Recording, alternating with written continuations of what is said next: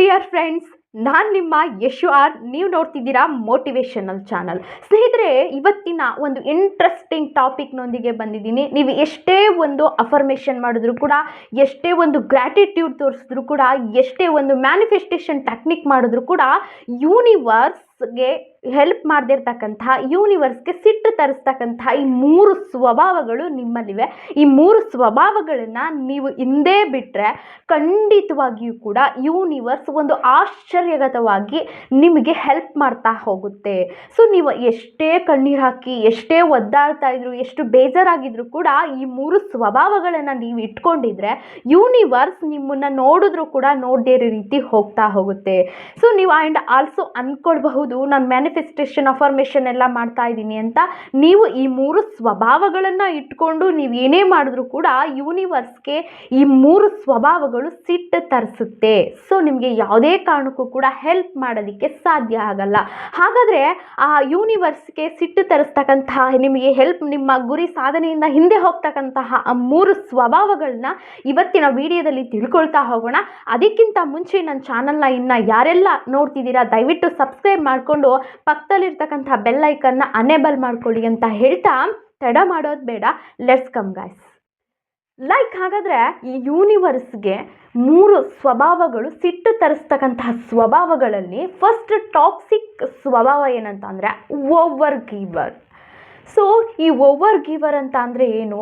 ಅತಿಯಾದ ಪ್ರೀತಿ, ಅತಿಯಾದ ಕಾಳಜಿ, ಒಂದು ಅತಿಯಾದ ಒಂದು ಎಮೋಷನ್ಸು, ಅತಿಯಾದ ಒಂದು ಟೈಮ್, ಈ ರೀತಿ ಎಲ್ಲದಕ್ಕೂ ಮೀರಿದ್ದು ಓವರ್ ಗಿವರ್ ಅಂತ ಅಂದರೆ, ನಿಮ್ಮ ಪ್ರೀತಿ ಪಾತ್ರರು ಯಾರಿರ್ತಾರೆ ಅವರಿಗಾಗಿರ್ಬೋದು, ನಿಮ್ಮ ತನವನ್ನು ಬಿಟ್ಟು ನಿಮಗೆ ಬೆಲೆ ಕೊಡದೆ ಅವರಿಗೆ ಮೆಚ್ಚಿಸೋದಕ್ಕೋಸ್ಕರ, ಅಥವಾ ಅವರನ್ನು ಪ್ರೀತಿ ಮಾಡ್ತಿದ್ದೀರಾ ಅಥವಾ ಒಂದು ರಿಲೇಷನ್ಶಿಪ್ಪಲ್ಲಿದೆ ಅಂತ ಅಂದರೆ ಅವ್ರ ಮುಂದೆ ನಾವು ಒಳ್ಳೇದಾಗೋದಕ್ಕೋಸ್ಕರ, ಅವರ ಸಂಬಂಧವನ್ನು ಉಳಿಸ್ಕೊಳ್ಳೋದಕ್ಕೋಸ್ಕರ ನಾವು ಪ್ರತಿಯೊಂದು ಟೈಮ್ ಆಗಿರ್ಬೋದು, ಪ್ರತಿಯೊಂದು ಅವ್ರಿಗೆ ಇಷ್ಟ ಆಗ್ತಕ್ಕಂಥದ್ದನ್ನೆಲ್ಲ ಓವರ್ ಗಿವ್ ಅಪ್ ಮಾಡೋದು. ಸೊ ಅವಾಗೇನಾಗುತ್ತೆ, ಯೂನಿವರ್ಸ್ಗೆ ಇಷ್ಟ ಆಗಲ್ಲ. ನಿಮ್ಮ ಎನರ್ಜಿ ನೀವು ಯಾವಾಗ ಓವರ್ ಗಿವರ್ ಮತ್ತೊಬ್ಬರಿಗೆ ಕೊಡ್ತಾ ಇರ್ತೀರಾ, ನಿಮ್ಮ ಎನರ್ಜಿ ಇಂಬ್ಯಾಲೆನ್ಸ್ ಆಗ್ತಾ ಹೋಗುತ್ತೆ. ನಿಮಗೆ ಕೊಡ್ತಕ್ಕಂತಹ ಆ ಯೂನಿವರ್ಸ್ಗೂ ಕೂಡ ಅದು ಇಷ್ಟ ಆಗಲ್ಲ. ಫಾರ್ ಎಕ್ಸಾಂಪಲ್, ನಾನು ನಿಮ್ಗೊಂದು ಎಕ್ಸಾಂಪಲ್ ಕೊಡ್ತೀನಿ. ಒಂದು ಸೊಳ್ಳೆ ಬಂದು ನಿಮ್ಮನ್ನು ಕಚ್ತಾ ಇದೆ. ಅವಾಗ ನೀವೇನು ಮಾಡ್ತೀರಾ? ಸೊಳ್ಳೆಗೆ ತುಂಬಾ ಹಸಿವೆ ಆಗಿರಬೇಕು, ಅದು ಹೊಟ್ಟೆ ತುಂಬುವಷ್ಟು ರಕ್ತನ ಹೀರ್ಕೊಂಡು ಹಾರೋಗ್ಬಿಡುತ್ತಲಿ ಅಂತ ಸುಮ್ಮನೆ ಆಗ್ತೀರಾ?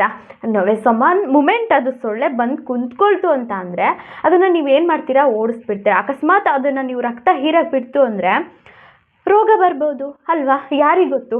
ಸೊ ಹಾಗಾಗಿ ಆ ಸೊಳ್ಳೆನ ನೀವು ಕಳಿಸ್ಬಿಡ್ತೀರಾ ಆ ಮೂಮೆಂಟಲ್ಲಿ. ಸೊ ಸೇಮ್ ವೇ, ನೀವು ಯಾವಾಗ ಓವರ್ ಗಿವರ್ನ ಅಕ್ಸೆಪ್ಟ್ ಮಾಡ್ತೀರೋ, ಓವರ್ ಟೇಕರ್ ಅಟ್ರ್ಯಾಕ್ಟ್ ಮಾಡ್ತಾ ಹೋಗ್ತೀರಾ. ಸೊ ನಿಮಗೆ ಎನರ್ಜಿ ಇಂಬ್ಯಾಲೆನ್ಸ್ ಆಗ್ತಾ ಹೋಗುತ್ತೆ. ಯಾವುದೇ ಒಬ್ಬ ವ್ಯಕ್ತಿ ಆಗಿರ್ಬೋದು, ಯಾವುದೇ ಒಂದು ರಿಲೇಷನ್ಶಿಪ್ ಆಗಿರ್ಬೋದು, ಅಥವಾ ಎಮೋಷನ್ಸ್ ಆಗಿರ್ಬೋದು, ಅದನ್ನು ನೀವು ಅಟ್ರ್ಯಾಕ್ಟ್ ಮಾಡ್ತಾ ಹೋಗ್ತೀರಾ. ನಿಮಗೆ ಯಾವುದೇ ರೀತಿ ಎನರ್ಜಿನ ಆ ಯೂನಿವರ್ಸ್ ಕೊಟ್ಟಿರೋದನ್ನು ಇಂಬ್ಯಾಲೆನ್ಸ್ ಮಾಡೋದಕ್ಕೆ ಸಾಧ್ಯ ಆಗ್ತಾ ಇರಲ್ಲ. ಸೊ ಹಾಗಾಗಿ ಅವ್ರು ನಮ್ಗೆ ಏನೇ ಕಷ್ಟ ಇರಲಿ, ನಮ್ದು ಏನೇ ಇರಲಿ, ನಿಮ್ಮ ತನವನ್ನು ಬಿಟ್ಟು ನಮಗೆ ಎಷ್ಟೇ ಕಷ್ಟ ಆಗ್ತಾ ಇರಲಿ, ನಮ್ಗೆ ಏನೇ ಕಷ್ಟ ಆಗ್ತಾ ಇರಲಿ, ನಾನು ಅವರನ್ನು ಮೆಚ್ಚಿಸ್ಬೇಕು. ಒಂದು ಸಹಾಯ ಆಗಿರ್ಬೋದು, ದುಡ್ಡಿನ ರೂಪದಲ್ಲಿ ಸಹಾಯ ಆಗಿರ್ಬೋದು, ನೀವು ಬೇರೆಯವ್ರಿಗೆ, ನಿಮಗೆ ಸ್ಯಾಟಿಸ್ಫೈ ಆಗ್ತಿದೆಯಾ, ನನಗೆ ಯಾವುದೇ ರೀತಿ ತೊಂದರೆ ಇಲ್ವಾ, ಬೇರೆಯವ್ರು ನಿಮ್ಮ ಖುಷಿಗೋಸ್ಕರ ನೀವು ಸಹಾಯ ಮಾಡ್ತಿದ್ದೀರಾ, ಓಕೆ ದೆನ್ ಸಹಾಯ ಮಾಡಿ. ಅದು ಯಾವುದೇ ರೀತಿ ಓವರ್ ಗಿವರ್ ಆಗಲ್ಲ. ನನ್ನ ಖುಷಿನೂ ಕೂಡ ಮೀರಿ ಅವರಿಗೋಸ್ಕರ ನಾನು ನನ್ನ ತನವನ್ನು ಬಿಟ್ಟು, ನನ್ನ ಖುಷಿಯನ್ನು ಬಿಟ್ಟು, ನನ್ನ ತನವನ್ನು ಅವರಿಗೋಸ್ಕರ ಬದಲು ಮಾಡಿಕೊಂಡಾಗ ಓವರ್ ಗಿವರ್ನ ನೀವು ಅವ್ರಿಗೆ ಕೊಡ್ತಾ ಇದ್ದಾಗ ಓವರ್ ಟೇಕರ್ನ ನೀವು ಅಕ್ಸೆಪ್ಟ್ ಮಾಡ್ಕೊಳ್ತೀರಾ, ಅಟ್ರ್ಯಾಕ್ಟ್ ಮಾಡ್ತಾ ಹೋಗ್ತಾ ಇರ್ತೀರಾ. ಇನ್ನೊಂದು ಏನಂತಂದ್ರೆ, ಈ ಓವರ್ ಗಿವರ್ಸ್ ಏನಿರ್ತಾರೆ ಅವ್ರಿಗೆ ಮನಿ ಬೇಗ ಅಟ್ಟ್ ಆಗುತ್ತೆ. ಹೇಗಂದ್ರೆ ಈ ಬ್ರೇಸ್, ಬ್ಯೂಟಿ, ಇದು ಲಕ್ಷ್ಮೀ ದೇವಿಗೆ ಸಂಬಂಧಪಟ್ಟಂತಹದ್ದು. ನಿಮಗೆ ಯಾವುದೇ ರೀತಿ ಮನಿ ಪ್ರಾಬ್ಲಮ್ ಇಲ್ಲದೆ ಇರ್ಬೋದು, ಅಥವಾ ಏನೇ ಪ್ರಾಬ್ಲಮ್ಸ್ ಇಲ್ಲದೆ ಇರ್ಬೋದು, ಮನಿ ಸದಾ ಕೊಡ್ತಾ ಇರ್ಬೋದು. ಆದರೆ ಯಾವಾಗ ಲಕ್ಷ್ಮಿಗೆ ಗ್ರೇಸ್ ಆಗಿರ್ಬೋದು, ಬ್ಯೂಟಿ ಆಗಿರ್ಬೋದು, ಇದೆಲ್ಲ ಒಂದು ಲಕ್ಷ್ಮಿಗೆ ಸಂಬಂಧಪಟ್ಟಂಥದ್ದು.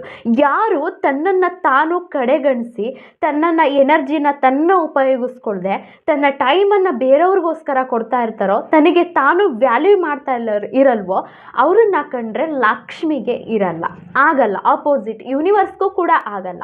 ಲೈಕ್ ಹಾಗಾದರೆ ನೆಕ್ಸ್ಟು ಯೂನಿವರ್ಸ್ಗೆ ಸಿಟ್ಟು ತರಿಸ್ತಕ್ಕಂತಹ ಎರಡನೇ ಸ್ವಭಾವ ಏನಂತ ಅಂದರೆ ಬ್ಯಾಲೆನ್ಸ್ ಮಾಡದೆ ಇರ್ತಕ್ಕಂತಹದ್ದು. ಏನಿದು ಬ್ಯಾಲೆನ್ಸ್ ಅಂತ ಅಂದರೆ ಒಂದು ಸಾಫ್ಟ್ ಮತ್ತು ಒಂದು ಶಾಂತತೆ ಇರೋದು, ನಮ್ಮ ಸ್ಟ್ರೆಂತ್ನ ಬ್ಯಾಲೆನ್ಸ್, ಇವೆರಡನ್ನು ಬ್ಯಾಲೆನ್ಸ್ ಮಾಡದೇ ಇದ್ದಾಗ ಯೂನಿವರ್ಸ್ಗೆ ತುಂಬ ಸಿಟ್ಟು ತರಿಸುತ್ತೆ. ಕೆಲವೊಂದು ಇವಾಗ ಈ ಮಹಾನವರಾತ್ರಿ 3ನೇ ದಿನದಲ್ಲಿ ಚಂದ್ರಘಂಟಾದೇವಿ ಇರ್ತಾರೆ. ಸೊ ಆ ಹೆಸರಲ್ಲೇ ಹೇಳುತ್ತೆ, ಚಂದ್ರನನ್ನು ಗಂಟೆ ರೀತಿ ಧರಿಸಿರ್ತಾರೆ ಆ ತಾಯಿ. ಸೊ ಆ ಮುಖದಲ್ಲಿ ಎಷ್ಟು ಸಾಫ್ಟ್ನೆಸ್, ಎಷ್ಟು ಶಾಂತತೆ ಇರುತ್ತಲ್ವ. 3ನೇ ಕಣ್ಣು ಯಾವಾಗಲೂ ಕೂಡ ತೆರೆದಿರುತ್ತೆ. ಸೊ ಕೈಯಲ್ಲಿ ಯಾವಾಗಲೂ ವೆಪಲ್ ಇರುತ್ತೆ. ಸೊ ಇದು ಏನಾಗುತ್ತೆ ಅಂದ್ರೆ, ನಾವು ಹೇಗೆ ಇದನ್ನ ಅರ್ಥ ಮಾಡ್ಕೋಬೇಕು ಅಂದ್ರೆ, ನಮ್ಮ ಒಂದು ಸಮಯದಲ್ಲಿ ನಮ್ಮ ಜೀವನ ನಾವು ಹೇಗೆ ಶಾಂತ ಇರ್ತೀವೋ ಅದೇ ರೀತಿ ಕೆಲವೊಂದು ಸಮಯದಲ್ಲಿ ನಾವು ಸ್ಟ್ರೆಂತ್ ತೋರಿಸಬೇಕು. ಯಾವ ಅವಶ್ಯಕತೆ ಸೈಲೆಂಟ್ ಆಗಿ ಇರ್ಲಿಕ್ಕೆ ಸಾಧ್ಯ ಆಗಲ್ಲ. ಸಮಯದಲ್ಲಿ ನಮ್ಮ ಸ್ಟ್ರೆಂತ್ ಅನ್ನ ತೋರಿಸ್ಲೇಬೇಕಾಗುತ್ತೆ. ಫಾರ್ ಎಕ್ಸಾಂಪಲ್, ಇವಾಗ ನಮ್ಮ ಯಾವುದೋ ಒಂದು ಪಾರ್ಟ್ನರ್ ಆಗಿರ್ಬೋದು, ಪಾರ್ಟ್ನರ್ ಇರ್ತಾರೆ, ನಮ್ಮ ರಿಲೇಶನ್ಶಿಪ್ ಇರುತ್ತೆ. ಅವರನ್ನು ಮೆಚ್ಚೋದಕ್ಕೋಸ್ಕರ ಅಥವಾ ನಮ್ಮ ಪಾರ್ಟ್ನರನ್ನು ನಮ್ಮಲ್ಲೇ ಉಳಿಸ್ಕೊಳ್ಳೋದಕ್ಕೋಸ್ಕರ ನಮ್ಮ ತನವನ್ನು ಬಿಟ್ಟು ಅವರನ್ನು ಮೆಚ್ಚೋದಕ್ಕೋಸ್ಕರ ಎಲ್ಲವನ್ನ ಅವ್ರ ಹತ್ರನೇ ಹೋಗಿ ನಮ್ಮ ಕನ್ನಡಿ ಮುಂದೆ ನಾವೇ ನಿಂತ್ಕೊಂಡು ನಮ್ಮನ್ನು ನಾವೇ ಗುರ್ತಿಸ್ಕೊಳ್ದೇ ಇರೋಷ್ಟು ನಾವು ಅವ್ರಿಗೆ ಹೋದಾಗ ನಮ್ಮ ರಿಲೇಶನ್ಶಿಪ್ಪಲ್ಲಿ ನಮ್ಮ ಒಂದು ಸ್ಟ್ರೆಂತನ್ನು, ನಮ್ಮ ಒಂದು ಇದನ್ನು ತೋರಿಸ್ಲೇಬೇಕು. ಯಾವಾಗ ನಮ್ಮ ಲೈಫಲ್ಲಿ ಇದನ್ನು ನಾವು ಅಳವಡಿಸ್ಕೊಳ್ಬೇಕು ಅಂತ ನೀವು ಕೇಳೋದಾದರೆ, ಕೆಲವೊಂದು ಸಮಯದಲ್ಲಿ ಯಾರಾದರೂ ನಿಮ್ಮ ಒಂದು ಒಳ್ಳೆತನವನ್ನು ಅಥವಾ ನೀವು ಮಾಡಿರ್ತಕ್ಕಂಥ ಸಹಾಯವನ್ನು ಮಿಸ್ಯೂಸ್ ಮಾಡ್ಕೊಳ್ತಾ ಇದ್ದಾಗ ನಿಮ್ಮ ಸ್ಟ್ರೆಂತನ್ನು ನೀವು ತೋರಿಸ್ಲೇಬೇಕು. ಯಾಕಂದರೆ ಜೀವನದಲ್ಲಿ ಎಲ್ಲವೂ ಕೂಡ ಬರ್ತಾ ಇರುತ್ತೆ, ಎಲ್ಲವೂ ಕೂಡ ಹೋಗ್ತಾ ಇರುತ್ತೆ. ಅದನ್ನು ಸ್ಟ್ರೆಂತ್ ನಾವು ಎಲ್ಲ ಟೈಮಲ್ಲೂ ಸೈಲೆಂಟ್ ಆಗಿರೋದಕ್ಕೆ ಸಾಧ್ಯ ಆಗಲ್ಲ. ನಮ್ಮ ಸ್ಟ್ರೆಂತ್ ಆಗಿರ್ಬೋದು, ನಮ್ಮ ಸಾಫ್ಟ್ನೆಸ್ ಆಗಿರ್ಬೋದು, ಎಲ್ಲವನ್ನ ತೋರಿಸ್ತಾ ಇರಬೇಕು. ನಮ್ಮ ಮಾನವೀಯತೆ ಯಾರು ಕೂಡ ನಮಗೆ ನಾವು ವ್ಯಾಲ್ಯೂ ಮಾಡಬೇಕು, ನಮ್ಮನ್ನು ನಾವು ಪ್ರೀತಿಸಬೇಕು.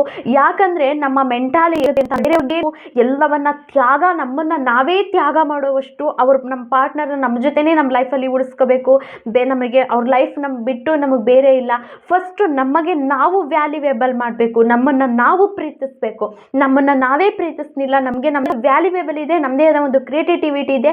ಪ್ರತಿಯೊಬ್ಬರಿಗೂ ಕೂಡ ಪ್ರತಿಯಾದ ಒಂದು ಸ್ವಭಾವ ಅನ್ನೋದಿರುತ್ತೆ. ಪ್ರತಿಯೊಬ್ಬರಿಗೂ ಅವರದೇ ಆದ ರೀತಿ ನೀತಿಗಳಿರ್ತವೆ. ಅದನ್ನು ನಾವು ಕಲ್ಪಿಸ್ತಾ ಹೋದಾಗ ನಮ್ಮ ತನವನ್ನು ನಾವು ಬಿಟ್ಬಿಡ್ತೀವಿ. ಇದನ್ನು ಯೂನಿವರ್ಸ್ ತುಂಬ ಸಿಟ್ಟುಗೊಳಗಾಗುತ್ತೆ.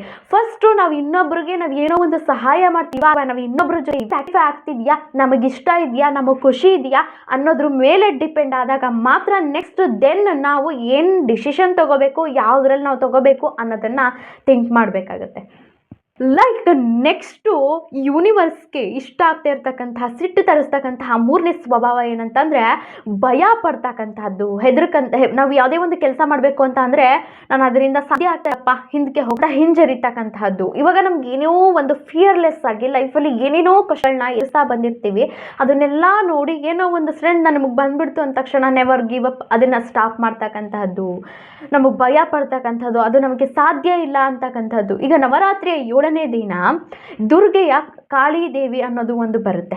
ಸೊ ಏನು ಈ ರಾಕ್ಷಸರು ಅಟ್ಟಹಾಸವನ್ನು ಮೆರೀತಿದ್ದಾಗ ಸಾವನ್ನೇ ಗೆದ್ದಿರ್ತಕ್ಕಂತಹ ಆ ಒಂದು ಶಕ್ತಿಯನ್ನು ತೋರಿಸ್ತಕ್ಕಂತಹ ದುರ್ಗೆ ಶಕ್ತಿ. ಅದು ನಮ್ಮೊಳಗೊಂದು ಫಿಯರ್ಲೆಸ್ ಆಗಿ ಆ ಶಕ್ತಿ ಇದೆ. ನಮ್ಗೆ ಎಷ್ಟೆಷ್ಟೋ ಫಿಯರ್ಲೆಸ್ ಆಗಿ ಎಂತೆಂಥ ಕಷ್ಟಗಳನ್ನ ನಾವು ಎದುರಿಸಿ ಬಂದಿರ್ತೀವಿ. ಏನೋ ಒಂದು ಬಂತು ಅಂದ ತಕ್ಷಣ ನಾವು ಹೋಗ್ಬಿಡ್ತೀವಿ. ಕುಗ್ಗಬಾರ್ದು, ಇದು ಯೂನಿವರ್ಸ್ಗೆ ಇಷ್ಟ ಆಗಲ್ಲ. ಸೊ ಅದು ಬಂದುತ್ತಾ ಒಂದು ಪಾಸಿಟಿವ್ ಥಿಂಕ್, ನಾವು ಏನಾದರೂ ಒಂದು ಮಾಡ್ತೀವಿ ಅನ್ನೋದು ಒಂದು ಥಿಂಕ್ನ ಇಟ್ಕೊಂಡ್ರೆ ಖಂಡಿತವಾಗಿಯೂ ಕೂಡ ಯೂನಿವರ್ಸ್ ನಮ್ಮ ಜೊತೆ ಇದೆ, ನಮ್ಮ ಧೈರ್ಯ ಇದೆ, ನಮ್ಮ ಒಂದು ಶಕ್ತಿ ಇದೆ, ನಮ್ಮೊಳಗೊಂದು ಅಂಧಕಾರ ಇದೆ ಅಂದಮೇಲೆ ಯಾವುದೇ ಕೆಲಸಕ್ಕೂ ಕೂಡ ನಾವು ನೆವರ್ ಗಿವ್ ಅಪ್ ಮಾಡಬಾರ್ದು. ನಮ್ಮ ಕೆಲಸ ಏನಿದೆಯಾ ಮುಂದೆ ಹೋಗಬೇಕು. ಇದು ಯೂನಿವರ್ಸ್ಗೆ ಇಷ್ಟ ಆಗಲ್ಲ.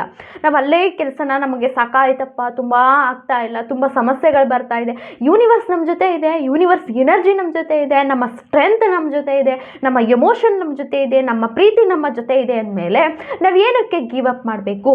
ಸೊ ನಮ್ಮೊಳಗೊಂದು ಕಾಳಿ ದೇವಿ ಇದೆ. ಆ ಕಾಳಿ ದೇವಿಯನ್ನು ಫಿಯರ್ಲೆಸ್ ಮಾಡಿ, ಓಪನ್ ಅಪ್ ಮಾಡಿ, ನಮ್ಮ ಕೈಲಿ ಸಾಧ್ಯ ಆಗುತ್ತೆ ಇದು ಅನ್ನೋದು ಒಂದು ಶಕ್ತಿನ ನೀವಿಟ್ಕೊಳ್ಳಿ. ಯಾಕಾಗಲ್ಲ?